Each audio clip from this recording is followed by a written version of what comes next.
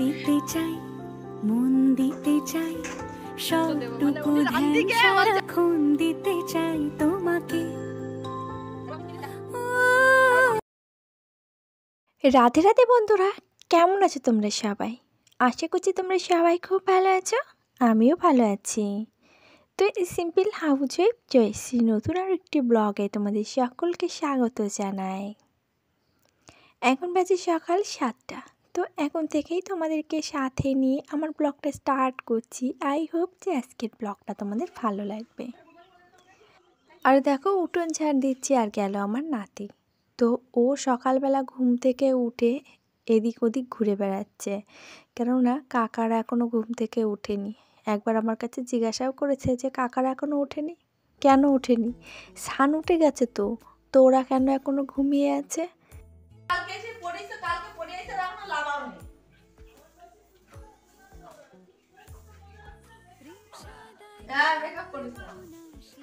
তুমি তো আসে কালকে জামাটা পরে এসে তো তুমি এখনো ওরা লাগাওনি ঘুমাচ্ছে।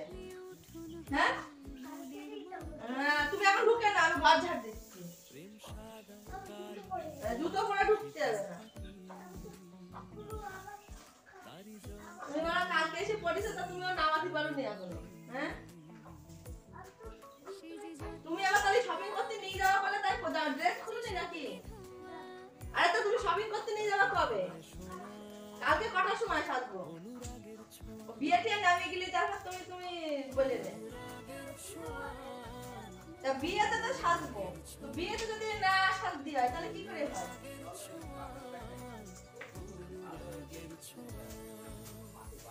আর টুনটুনি পাখির বাসা বেঁধেছে।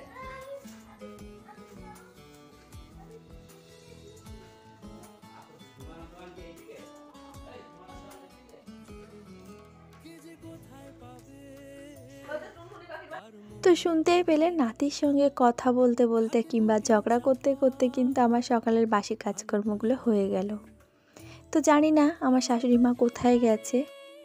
ঘরের দরজাটা খোলা দেখলাম, আবার এদিকে দেখি জুতোও নেই। তো বাইরে বেরিয়েছে, অথচ বাসি কাজকর্ম কোনো কিছুই করেনি, ওইভাবে দেখি ফেলানো আছে। তো উনি আসলে বাসি কাজকর্ম, ওই যে ঘর দৌড়ে জল দেয়া, তো আমার উঠোন ঝাড় দেওয়া, এই কাজটা সকালবেলা তিনিই করেন। তো আমি ওই জন্য একটু নিশ্চিন্তে বলতে পারো ঘুমিয়েছিলাম। তো এখন উঠে দেখি যে বাসি কাজকর্ম কোনো কিছুই হয়নি, আর তিনি এখনও অবধি কিন্তু আসেননি। আমি কিন্তু বাসি কাজকর্ম সেরে তারপরে ফ্রেশ হয়ে এসেছি, তো এখনও অবধি তিনি আসেননি। যখন আমি চা বানাতে গেছি তার পরপরই তিনি ঢুকেছেন। আর এদিকে যাও, বাবুকে ডেকে তুলে কিন্তু উঠিয়ে দিয়ে ব্রাশটা দিয়ে এসেছি। তো ইতিমধ্যে আমি চা বসিয়েছিলাম, তো 4 জনের জন্যও চা বসিয়েছি, এখন 4 জন খেয়ে নেব।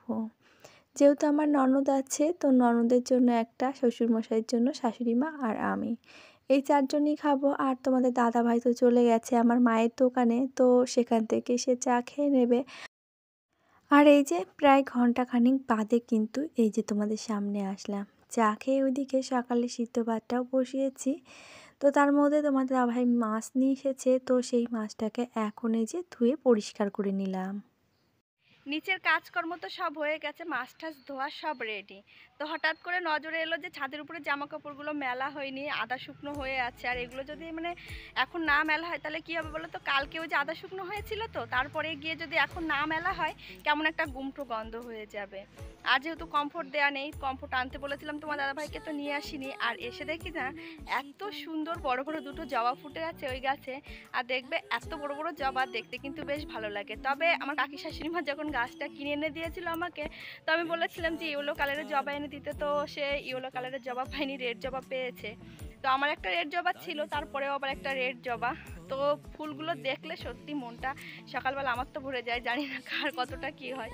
তো চলো তোমাদেরকে একবার জবা ফুলটাকে সুন্দরভাবে ক্লোজ করে দেখায়। অনেকেই বলে গাছের ফুল গাছে মানায়। সত্যি কথা বলতে গাছের ফুল যতটা গাছে মানায় ততটা কিন্তু ঠাকুরের চরণেও শোভা পায়। ফুল যদি আমি হয়েই থাকি, যতক্ষণ না ঠাকুরের চরণে আমার প্রাণ প্রতিষ্ঠা হবে ততক্ষণ কিন্তু আমার কোনোই মূল্য নেই। দেখো লুকায় লুকায় জলপাই মাখা খাচ্ছে আমাদের না দিয়ে।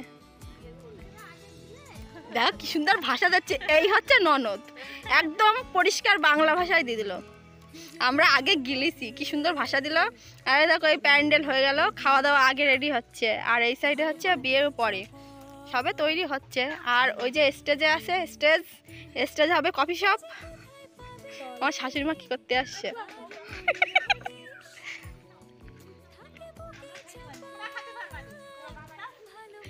বলো? আমার শাশুড়ি মা গল্প করতে আসছে কি কি রাঁধবো আর আমি পুজো দেবো, মানে উনি রাঁধিকে বলছে আমি রাঁধিকে আর তুমি পুজো দাও কে।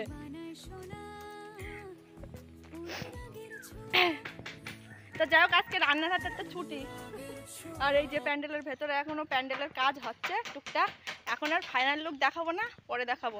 এই সাইডের গাছেও আছে বড় বড় কড়ি, এই পাশে দুটো আছে, এদিকটা নিয়ে যাও।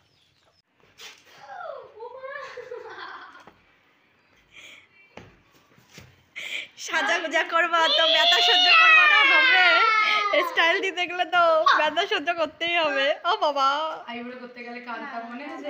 প্রথমে চোখ দিয়ে জল বেরিয়ে গেলে তবুও সেইখানে হচ্ছে।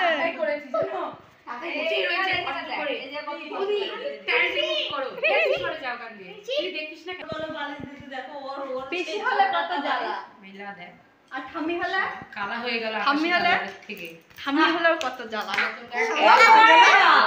সব দেখে ফেলবে, সবাই দেখে মন্ডিপুরা, সবাই দেখে ফেলবে, সবাই দেখে ফেলবে। তাহলে কি হবে?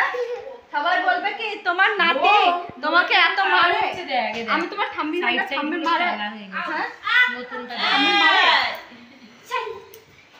এক নাতিতে 4-5টা ঠাম্মি একেবারে ঘায়েল।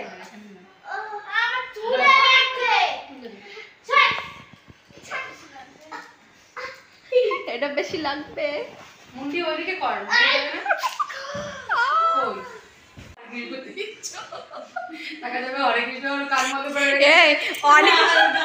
অনির্বাণ কিন্তু ওটাই বলে, ঠিক আছে, যখনই ভয় পায় তখনই। বাবা আলো কোথায় গেল? রক্ত বেরোবে, চিন্তা নেই, মেডিসিন আছে আমার কাছে, সব উঠবে দাদা। আর কোথায় কি হবে?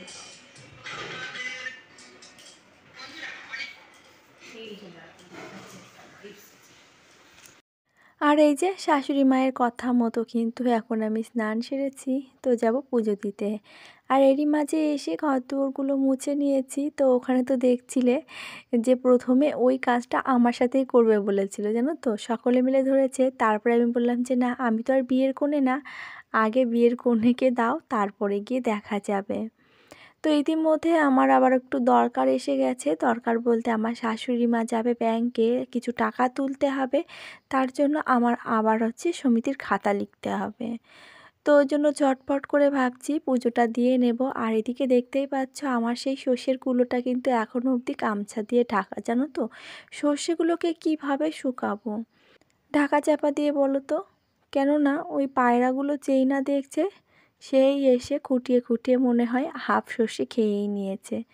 তো গামছার এক মাথা দিয়ে চাপা দিয়ে আবার তার উপরে একটা আধলা ইট চাপা দিয়ে রেখেছি, যাতে করে ওরা ঘুলিয়ে খেতে না পারে। তো ওইভাবেই 3-4 দিন ধরে যেন তো সর্ষেগুলোকে এখনও অবধি রোদ্দুরে দিয়ে যাচ্ছি। কেননা ওই যে একটু ঝনঝনে না হলে সর্ষেগুলোকে যদি আবারও রেখে দিই, তাহলে আবারও দেখা গেল ওরকম ড্যাব যাবে। তো ওই জন্য ভাবলাম যে ঢাকা চাপা দিয়ে হলেও 2-4 দিন একটু মানে খেজরা বাটা হোক, তারপরে গিয়ে না হয় ঠিকঠাক একটা পজিশনে আসবে। তো যাই হোক, এদিকে তো চলে এলাম। আজ যেহেতু বৃহস্পতিবার, ওই জন্য কিন্তু ঠাকুর ঘরের কাজটা অনেকটা বেশি। ওই জন্য আমার শাশুড়ি মা বলেই গেছিলো যে তুমি ঠাকুর ঘরে গিয়ে পুজো দাও গিয়ে, আমি রাঁধি গিয়ে। তো কথাটা কিন্তু এমনই, আমাদের এখানে যেহেতু বাঙাল ভাষায় সকলে কথা বলে, তো সেক্ষেত্রে কিন্তু আমরা বাঙাল ভাষায় খুব একটা কথা বলি না। যখন ওনরা ওরকমভাবে কথা বলে তখনই কিন্তু ওই ভাষাগুলো আমরা ব্যবহার করি। তাছাড়া সচরাচর আমি যেভাবে তোমাদের সঙ্গে কথা বলি, এইভাবেই কিন্তু কথা বলি। আর এই যে মা লক্ষ্মীর ঘরটা তো সুন্দর করে পাতিয়ে নিলাম, আর যে ঘরটা ছিল না আগে ছোট, সেটা না দেখছি ছিদ্র হয়ে গেছে। তো মাজতে গিয়েই বুঝতে পেলাম। তো আগে কখনো কোনো দিন ওইভাবে বুঝতে পারিনি যে ওরকমটা হয়েছে, তবে আজ চোখে দেখা গেল। তো সেই সূত্রে ভাবলাম যে ফাটা ঘরটা ওইভাবে বসাবো, তো যে ঘরটা দিয়ে আমি এমনি ঠাকুরের জল দিতাম সেই ঘরটাকেই কিন্তু এখন লক্ষ্মীর ঘটে বসিয়ে দেব। কেননা আমার শাশুড়িমা বলেছেন যে বাদবাকি যে আরও পিতলের কিছু ভাঙাচোরা জিনিস আছে, আর ওই ঘরটাকে বদলিয়ে তারপরে না হয় একটা ঘট কিনে নিয়ে আসবো। তো ততক্ষণ অবধি তুমি এই ঘরটাকে বসিয়ে দাও। তো যাই হোক, তার পারমিশন মতন ওই ঘরটাকেই বসিয়ে দিয়েছি। আর আমি এবার বলেছি জানো তো, যে মা লক্ষ্মীর ঘরটা না একটু বড় আনবে। এই যে হরিচাঁদ শান্তি মাতার যেরকম ঘট ওরকম আনলে না বেশ ভালো লাগে। তাহলে ওই যে ঠাকুরের যে আকৃতিটা আঁকতে হয় শ্রীটা, সেটা সুন্দর করে আঁকা যায়। আর এই যে ফাইনালি কিন্তু আমার বৃহস্পতিবারের পুজো দেওয়া কমপ্লিট হয়ে গেছে। তো ঠাকুর ঘরটাকে এই যে সম্পূর্ণ কিন্তু নিজেদের গাছের ফুল দিয়ে সাজিয়েছি। তো কেমন লাগছে অবশ্যই কমেন্টে জানিও। তবে চলো এরই সাথে বলে রাখি, আমার আজকের ভিডিওটি তোমাদের কেমন লাগলো একটা কমেন্ট করে জানাতে ভুলবে না। আর যদি ভালো লেগে থাকে তো প্লিজ একটা লাইক করে দিও। আর নতুন যদি কোনো বন্ধু আজকে আমার ভিডিওটি এই পর্যন্ত দেখে থাকো, ভিডিওটি দেখে ভালো লাগলে চ্যানেলটিকে সাবস্ক্রাইব করে রাখতে পারো। আর পুরনো বন্ধুরা যারা অলরেডি এই কাজটি করে রেখে দিয়েছে তাদেরকে জানাই অসংখ্য ধন্যবাদ আর অনেক ভালোবাসা। আর ওই যে তোমাদেরকে বললাম না যে শাশুড়ি মার সমিতির খাতা লিখে দিতে হবে, যেহেতু আমরা কিছু টাকা তুলব। এখন হাতে টাকা অ্যাভেলেবেল নেই, তো ওই জন্য সমিতি থেকে টাকাটা লোন নেব। ওই জন্য সেই সমিতির খাতাটাকে এখন লিখে রেজুলেশন লিখে তারপরে গিয়ে একটা জেরক্স করতে হবে, সকলের কাছ থেকে সই নিতে হবে। অনেকটা ফর্মালিটি বাকি আছে, তো তাকে খাতাটা লিখে পাঠিয়ে দিলাম। আর তারপরে এই যে নিজে খেতে বসেছি। ওদিকে কিন্তু সকলের খাওয়া দাওয়া কমপ্লিট হয়ে গেছে। আর দেখতেই পাচ্ছ হাতের নখে কিভাবে সিঁদুর পড়ে আছে। তো আর কি করব, নখের ভেতর থেকে তো সিঁদুর বার করা যাবে না, ওই জন্য ওইভাবেই খেয়ে নিয়েছি। আর শাশুড়ি মা তো শুধু রান্না বান্না করে খাওয়া দাওয়া করে চলে গেছে। আর তারপরে বাদবাকি সকলের খাওয়া দাওয়া, সকলের এই যে বাসন, রান্নার বাসন সবটা কিন্তু একা হাতেই যে ধুয়ে নিচ্ছে। তবে কি জানো তো, কারো কাছে পছন্দ হওয়াটা খুবই সোজা, কিন্তু সারা জীবন পছন্দের মানুষ হয়ে থাকাটা অনেকটাই কঠিন। তবে আজকের মতন এই পর্যন্তই। সকলে খুব ভালো থাকবে, আবারও দেখা হবে।